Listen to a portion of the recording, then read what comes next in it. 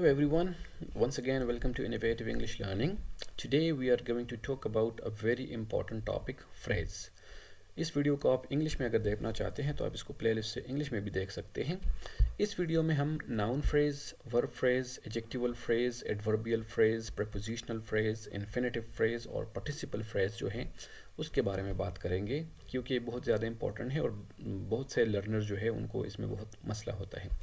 अभी फ्रेज है क्या? A phrase is a group of words which has no finite verb in it and acts to complete the sentence for making it meaningful. Remember, phrase क्या है? इस वो group of words हैं that does not have a finite verb, कि इसमें finite verb नहीं होगा। अभी finite verb क्या है? A finite verb is the type of verb that shows a particular tense, person or number.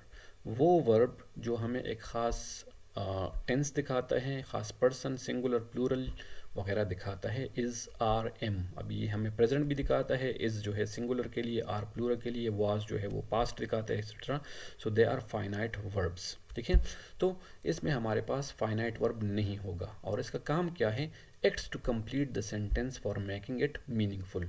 जब इसको हम सेंटेंस के अंदर फ्रेज को डालते हैं तो वो सेंटेंस मीनिंगफुल बन जाता है। A phrase is a small group of words that forms a meaningful unit with in a clause और सेंटेंस। ये सेंटेंस या क्लॉज के अंदर एक मीनिंगफुल यूनिट बनाता है लेकिन कंप्लीट मीनिंग खुद नहीं देता। There are different types of phrase like noun phrase, verb phrase, adjectival phrase, prepositional phrase, adverbial phrase. The types are called so because each type is headed by the concerned part of speech. अभी noun phrase को हम noun phrase इसलिए कहते हैं कि इसमें head word जो होता है वो noun होता है। verb phrase को हम verb phrase इसलिए कहते हैं कि इसमें verb जो है वो head word होता है। adjectival phrase में adjective जो है वो head word होता है। prepositional phrase में preposition वगैरह इसी तरह। ठीक है, अभी नाउन फ्रेज क्या है? एनपी जिसको हम कहते हैं, it is usually assembled centering a single noun. ये एक सिंगल नाउन के इर्द गिर्द सारे वर्ड जो है वो हम जमा करते हैं। And works as a subject और एन ऑब्जेक्ट और a complement in the sentence. Noun phrase का काम क्या है कि ये एक सेंटेंस के अंदर या एज अ सब्जेक्ट आता है, या एज अ ऑब्जेक्ट आता है, या एज अ कम्प्लीमेंट आता है। और noun phrase comprises of a noun as the head word and other related words. दूसरे related words कौन कौन से noun में आ सकते हैं? Determinants, modifiers, adjectives वगैरह में come before or after the noun. तो noun से पहले या noun के बाद वो determinants या modifiers जो है वो आते हैं। The entire noun phrase acts as a noun in the sentence. और पूरी sentence में noun phrase जो होता है उसको हम as एक noun की तरह तस्वर करते हैं। A noun phrase is any noun or pronoun along with its modifiers. तो noun phrase normally क्या है? नाउन या प्रोनाउन है और उसके साथ जो उसके मॉडिफायर्स, एडजेक्टिव्स वगैरह है। द स्कूल, चिल्ड्रन, यहाँ पे चिल्ड्रन हमारे पास नाउन है और द और स्कूल जो है उसके साथ डिटर्मिनर्स और मॉडिफायर जो है वो आ रहे हैं। यस्टरडेज न्यूज़पेपर नाउन है और यस्टरडेज इसके साथ मॉडिफायर आ रहा है। One of our close relatives, अभी one of our close relatives यहाँ पे जो है वो असल में नाउन है। वन ऑफ आवर क्लोज इसके साथ जो बाकी मॉडिफायर्स है वो आ रहे हैं। Bought a beautiful new car यहाँ पे नाउन है। अ ब्यूटीफुल न्यू, ये सारे मॉडिफायर्स और डिटर्मिनर्स जो है वो कार के साथ मिलके फ्रेज बना रहे हैं। तो यहाँ पे ये एक फ्रेज बन गया और ये एक फ्रेज बन गया सेंटेंस के अंदर। अभी स्ट्रक्चर क्या होगा नाउन फ्रेज का? अ नाउन या तो एक नाउन होगा, Ali, boy, girl, Ali is coming. Here Ali जो है वो एक नाउन फ्रेज है। प्रोनाउन या एक प्रोनाउन होगा, ही इज कमिंग, ही यहाँ पे नाउन फ्रेज है। दे आर बीटिंग हिम, सो दे और हिम ये दोनों नाउन फ्रेजेस हैं। आर्टिकल प्लस नाउन, या तो एक आर्टिकल उसके साथ नाउन होगा। The boy is coming, a boy is talking, so a boy, the boy ये नाउन फ्रेजेस हैं। Article plus adjective plus noun, या एक ऐसा हो सकता है कि आर्टिकल हो फिर एडजेक्टिव हो फिर नाउन हो। I can see an old man, an article है, ओल्ड एडजेक्टिव है, मैन नाउन है। ये पूरा मिलके फ्रेज बन गया noun phrase. A tall boy, again ये नाउन फ्रेज बन गया।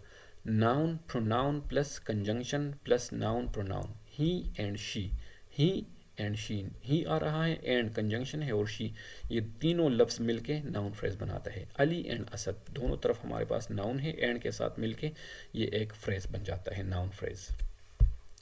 अभी वर्ब फ्रेज क्या है, दूसरा टाइप है a verb phrase also called VP.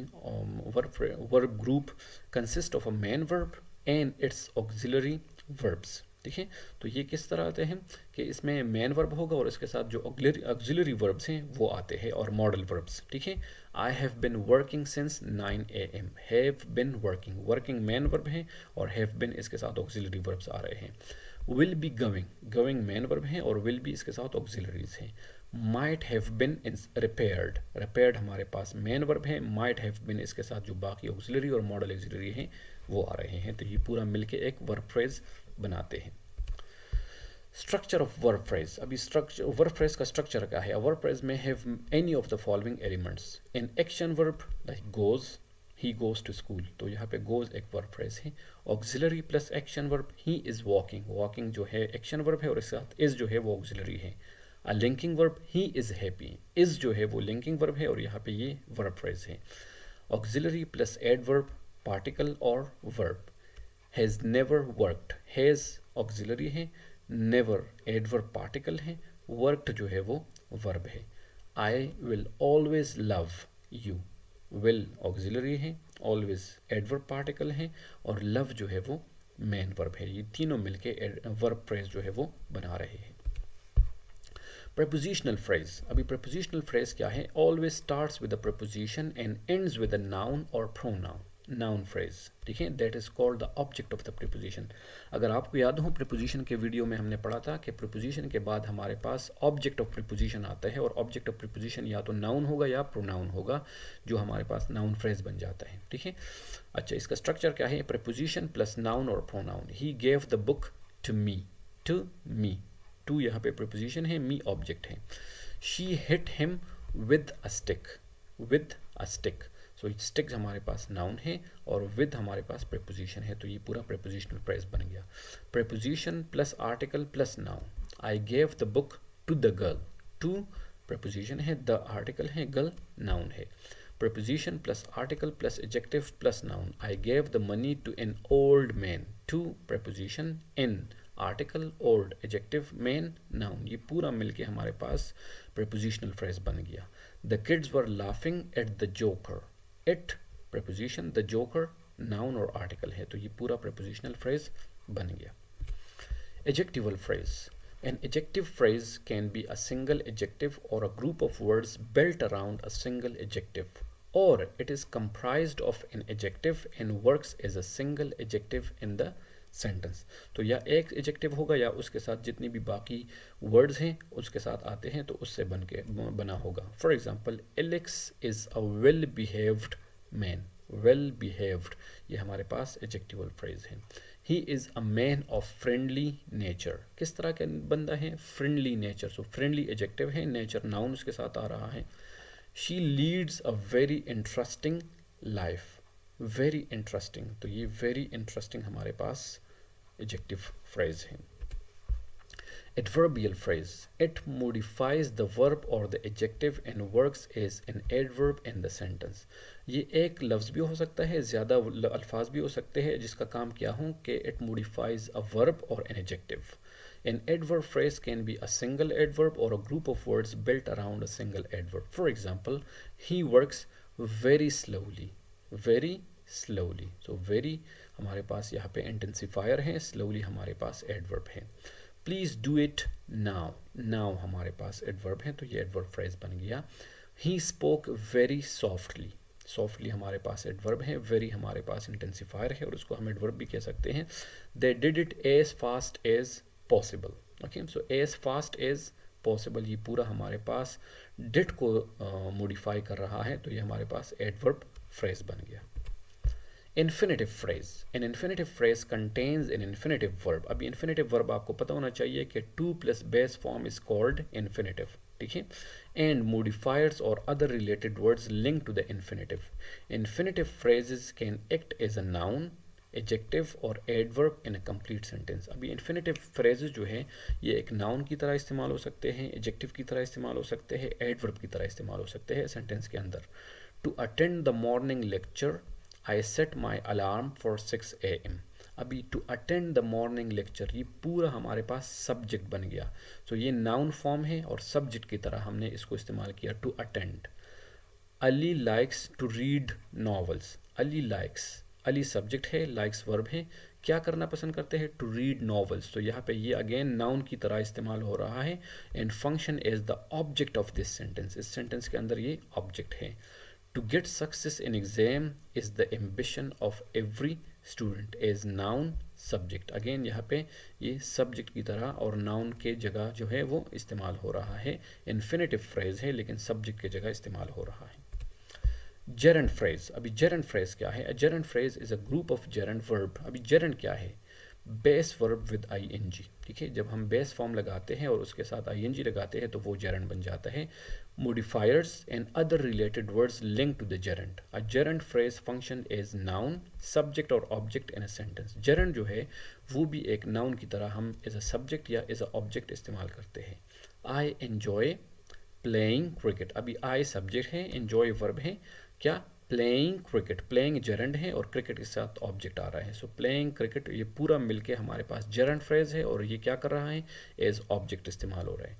He started writing the letter, he subject, started verb, writing the letter, तो राइटिंग द लेटर अगेन ये हमारे पास नाउन की तरह इस्तेमाल हो रहे हैं और ये ऑब्जेक्ट है। Playing cricket is my best hobby, so playing cricket again ये हमारे पास एज अ सब्जेक्ट इस्तेमाल हो रहे हैं और ये हमारे पास जेरेंट फ्रेज है। Sitting in the sun strengthens bones, again ये हमारे पास सब्जेक्ट की जगह इस्तेमाल हो रहा है। Participle phrase, a participle phrase will begin with a participle which can be a present participle ending with ing or past participle ending with ed. Remember हमारे पास दो तरह के participle हैं, इसको हम, एक को हम present participle कहते हैं जिसमें ing फॉर्म आता है और एक को हम पास्ट पार्टिसिपल कहते हैं जो हमारे पास थर्ड फॉर्म है। There may be a few modifiers and associated words included in the phrase. अभी पार्टिसिपल के साथ और जो मॉडिफायर्स वगैरह है वो भी आ सकते हैं। One thing to remember is that a participle phrase always takes the form of an adjective in a sentence. इससे पहले हमने जेरेंट के बारे में पढ़ा तो वो हमारे पास एज अ सब्जेक्ट या एज अ ऑब्जेक्ट और नाउन की तरह इस्तेमाल होते हैं, लेकिन यहाँ पे जो पार्टिसिपल फ्रेज हैं ये हमेशा एडजेक्टिव की तरह इस्तेमाल होते हैं, as an adjective. For example the students raising their hands need some help. अभी रेजिंग देयर हैंड्स काम क्या कर रहे हैं, किन के बारे में बात कर रहे हैं, द स्टूडेंट्स के बारे में। तो जो भी लफ्ज़ या फ्रेज जो है किसी नाउन या प्रोनाउन के बारे में हमें इंफॉर्मेशन देता है वो एडजेक्टिव का काम होता है। तो यहाँ पे ये रेजिंग देयर हैंड्स हमारे पास क्या है, ये हमें स्टूडेंट्स के बारे में इंफॉर्मेशन दे रहे हैं, तो ये एडजेक्टिव के फंक्शन के लिए इस्तेमाल होते हैं और है पार्टिसिपल फ्रेज क्योंकि रेजिंग आईएनजी फॉर्म है। The ball made of rubber, made of rubber, made जो है थर्ड फॉर्म या जो पास्ट पार्टिसिपल है वो हमारे पास यहाँ पे इस्तेमाल हुआ है, तो ये पार्टिसिपल फ्रेज बन गया, लेकिन ये बॉल को रेफर कर रहे हैं तो यहाँ पे ये एडजेक्टिव का काम कर रहे हैं। She got a letter telling about her father's health. अभी लेटर है, किस तरह का लेटर है, किस चीज़ के बारे में है, telling about her father's health. Telling ING form आ रहे हैं, ठीक है, पार्टिसिपल है, लेकिन लेटर को मॉडिफाई कर रहे हैं तो फंक्शन किसका दे रहे हैं, एडजेक्टिव का। Difference between gerund and participle phrase वही है कि participle phrases function as adjectives while gerund phrase exclusively function as noun. So gerund phrase जो है वो सिर्फ नाउन की जगह इस्तेमाल होगा, जबकि पार्टिसिपल फ्रेज जो है वो एज एडजेक्टिव जो है उसके जगह इस्तेमाल होगा। Thank you for watching Innovative English Learning. For more video on English grammar, keep watching Innovative English Learning and do share it with your friends. Thank you. Take care of yourself.